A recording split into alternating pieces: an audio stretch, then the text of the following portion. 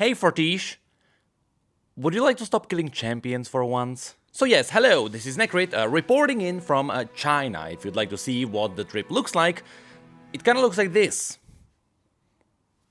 This is the experience. Now, of course, we are here for Worlds, but in the middle of this, Riot decided to drop a cinematic. Which makes sense, it is lining up with the Worlds, but we got to see it 2 hours before everyone else in a preview. Of course, to avoid leaks, which leaks didn't happen. Right? Nobody was able to record the screen, but I was able to record my reaction. Now, since most of the reaction is just me watching the fight, it's not that crazy, but the reaction to the one key moment of the cinematic is quite funny. So before we dive into the lore, which means that yes, I am on my hotel doing a lore breakdown, I do also want to quickly show you the reaction. So here we go.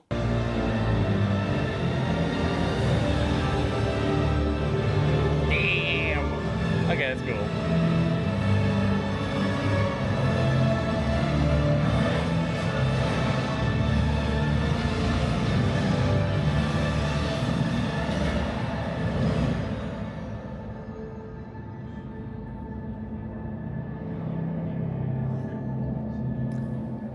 You know what? That's pretty cool.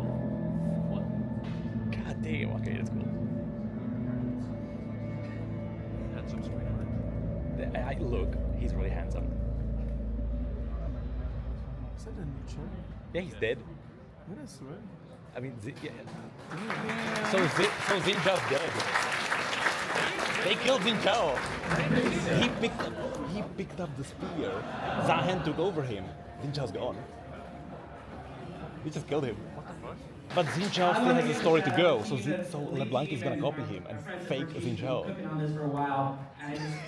And that was the reaction, and so now, because a lot of people got confused by the cinematic, you didn't follow the lore, I guess, let's talk about what actually happened. So, the cinematic begins in the Trials of Twilight. This is the place where Xin Zhao and Yunara jumped into at the end of their comic. Now, to be specific, the cinematic begins with the end of this cinematic. Fortiche did this so that they can play you the conversation as the action is happening. So throughout the entire cinematic, Zahen and Xin Zhao are talking to each other from the end. And so of course it starts with Zahen saying that Xin Zhao doesn't belong here. And that is because, as you'll see later, we are inside the glaive. But more importantly, there is a really key line to focus on. Zahen says that mortals should not meddle with the power of the gods. Of course, this confused Xin Zhao a little bit, and he asked if he is actually a god. And Zahen answered in the best way. He said that he is not his answer.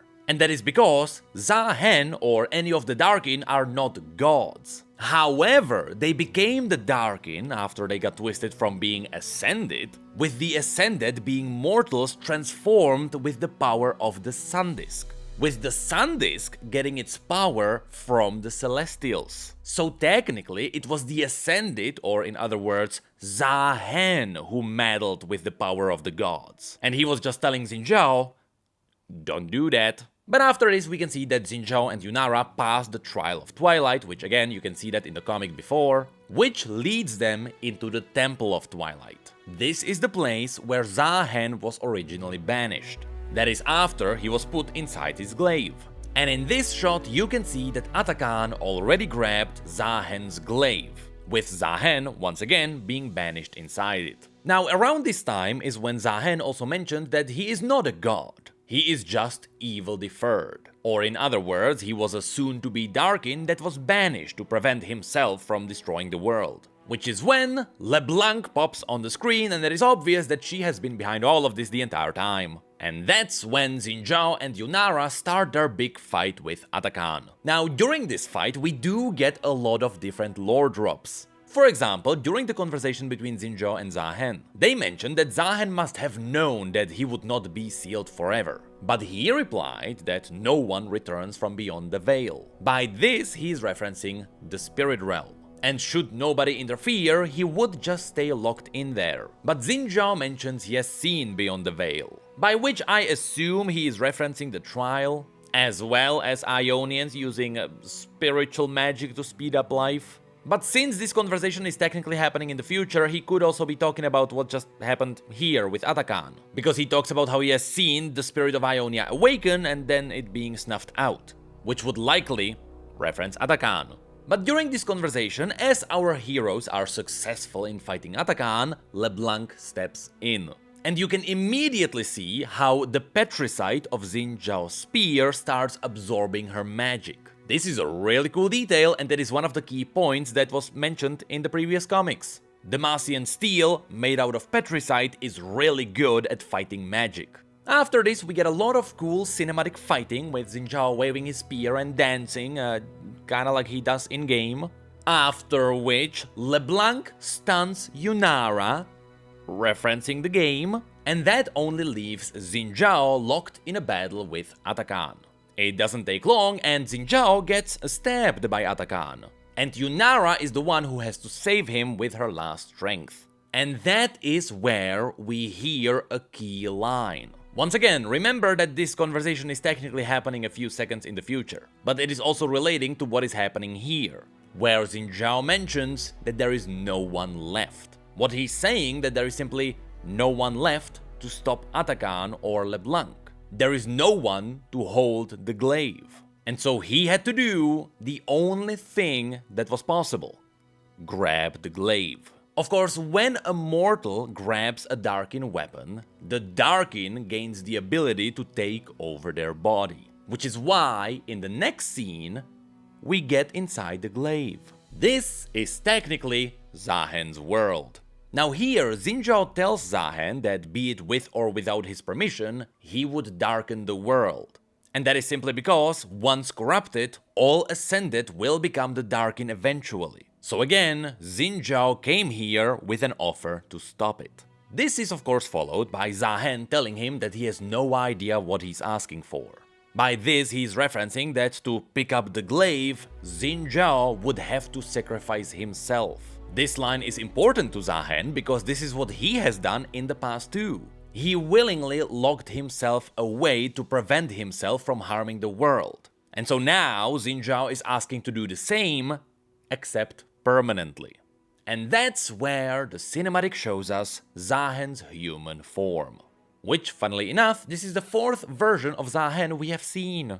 Now, of course, all of you should know that all the Darkin used to be Ascended and all Ascended used to be mortals. And so, once we got into Zahen's weapon, we got to see Zahen's pure soul, which would be his original human form. If you go back to the very cinematic, you can see the same thing happening there. Once they dropped into the well, they saw that the Darkin looked like a human, because they used to be human, which also means that technically, yes, both Nasus and Renekton looked like that. They were all Shurimans, but that's where Xin Zhao admits that he can't hold him back, by which he's referencing Atakhan, who picked up the glaive first. And so, Xin Zhao leaned the weapon towards Zahen to offer it to him, at which point Zahen knew what to do. You see, without a physical body, Zahen would likely be taken over by Atakhan. This is likely because Atakhan is a demon, and no demon has ever picked up a Darkin weapon. So far it was only mortals, and mortals are kinda easy to dominate. Dominating a demon might be a whole different challenge. And especially in this case, Zahen didn't have a physical body to fight back. He didn't have a way to destroy Atakhan. Which is where this beautiful moment happens. And I'll be honest, this might be one of the most cinematic moments in League's history. That is, counting certain scenes from Arcane. Which makes sense because all of this is animated by Fortiche anyway. Now here you can see that Zahen actually looks sad. This is because, to protect the world once more, he has to destroy the soul of a worthy warrior. One that already passed the trials of Twilight. And so, Zahen does exactly that. He destroys Xin Zhao's body and his soul, he annihilates Atakhan, and dispels LeBlanc's clone.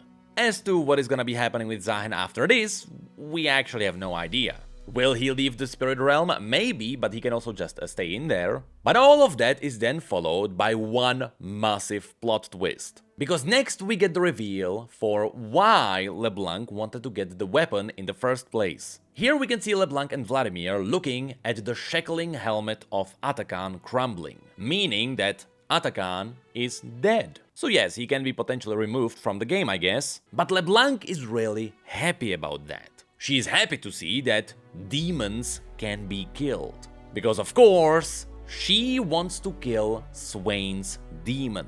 This is referenced by Swain's raven on the wall. And all of that is the case because Swain is the one who is constantly meddling with LeBlanc's plans. He is currently her best rival. He is the one who is constantly unrooting members of the Black Rose and killing them anywhere he finds them. Of course, he doesn't know that technically LeBlanc is doing all of that to protect the world from Mordekaiser, as well as to get some power for herself. But to achieve her goals, LeBlanc actually needs to remove Swain first. And now she knows that the Darkin can do that.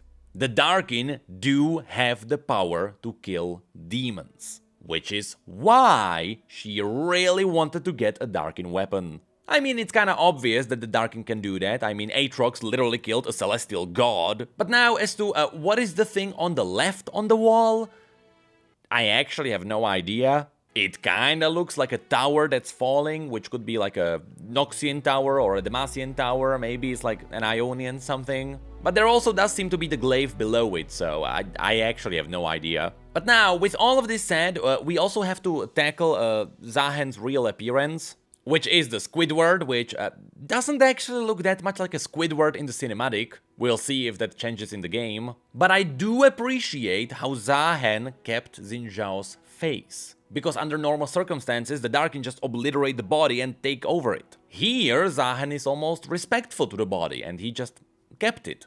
But he still had to destroy Xin Zhao. Which technically means that is our second champion that is canonically dead, confirming that the Summoner's Rift is kinda a Super Smash Bros. And I like it that way. But with this beautiful ending to the story of 2025, it also does mean one thing. Pew was kinda right. 2025 did change League forever.